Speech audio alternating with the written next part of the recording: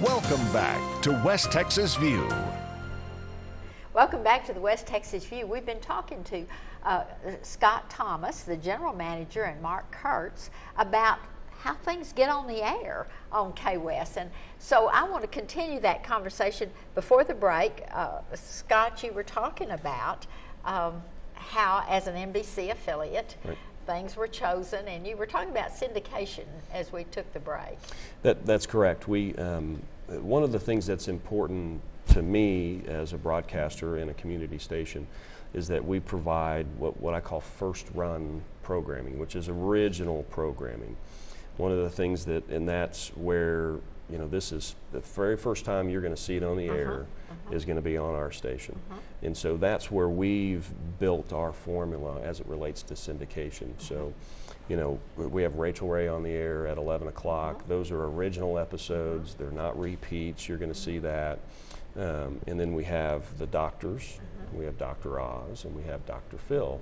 And those are, three of the top 5 highest rated shows that are on the air, and they're all first run. And so what I try to do is I try to bring the highest quality products that are relevant to our marketplace that are fresh first run programming, and leave the second run off network where the old Seinfeld thing, all that kind of stuff. It's not that people, it's not that it's not good programming. It's just that we have made a decision to be in the up-to-date current programming of the television station. And so then, other than those high-profile shows, for example, we try to find local programming shows, or at least Texas-originated type programming, so that we can bring that to the television station and to our viewers. Your show would be an example of the Texas.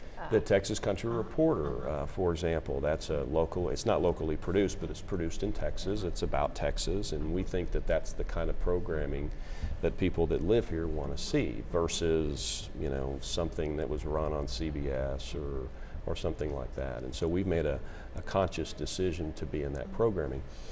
Other than syndication, obviously, news, right? So news is. Oh, I was thinking sports was what you were talking about. Well, there's sports as well, and we've tried to make an effort to get into sports programming, but most of the high-profile sports and all of that are kind of wrapped up by the networks. Yeah. So we get to air what they let us air, or what they can bring to us. But the biggest commitment that we have, and an expense in people, is generating a news product. Right. One of the things that people don't understand is we have 85 employees that work for our television station right here in the Permian Basin, and people are amazed that we have 85 employees. I know. Because when you turn on the TV, you see 2 people. Yeah, 2, 3, 4 people, and that's it, and they go 85. And that's what Mark, what he spends his days and nights sometimes, is utilizing a big portion of all of those people to generate programming and news. And tell us about how you do that.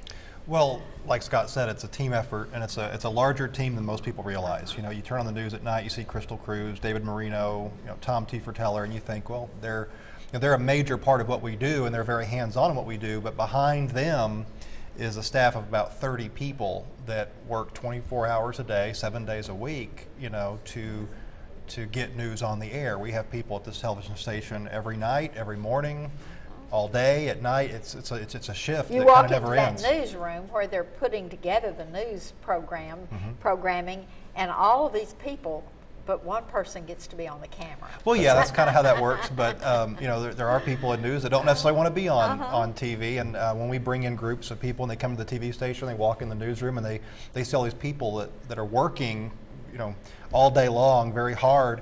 It's interesting for them to know that, and know that there's other people behind the scenes doing things.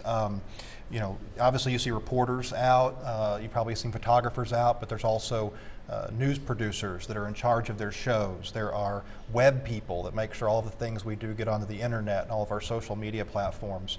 And then it spills over into the behind the scenes folks that maybe direct the newscast or run the videos or all those kind of things. So there's a lot behind the scenes that you don't get to see.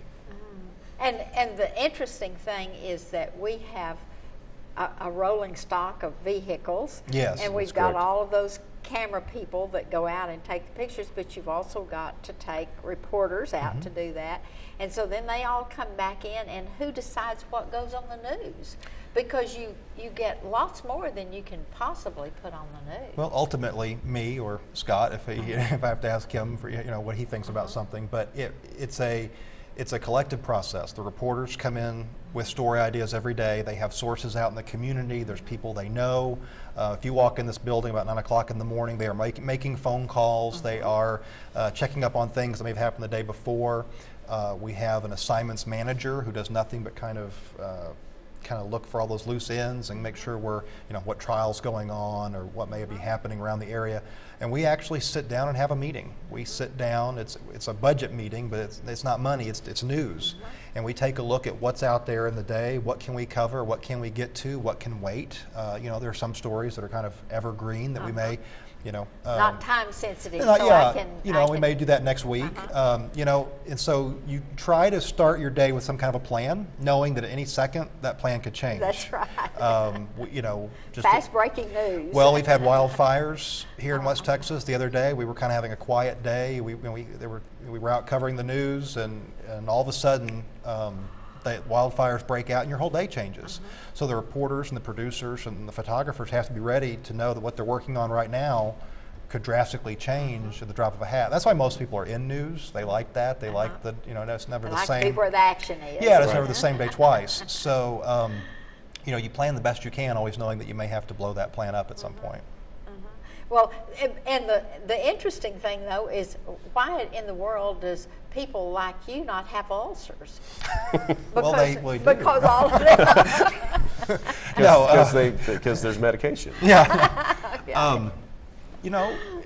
Most part is because most of us, we choose to be here. This is what we want to do. If we weren't, we thrive on it. Yeah, I mean, there's been days where I've come into the TV station because it's worse being at home, on a day off maybe than being here. You want to be. This is where you want to be. This is that you want to be a part of what's going on, and everybody in there is like that, and so they kind of feed off that, and that's getting the information out to people and being on the scene and letting people know what's going on. That's kind of what we want to do, what we feed on. Well, we've got so much more to talk about. We're going to come back. We're going to talk about how to get children's groups up here to look at what's going on. One of my favorite things is when we have a lot of Girl Scouts and Boy Scouts coming up to earn their badges. So join us after the break and we'll continue this conversation. Stay tuned. West Texas View will be right back.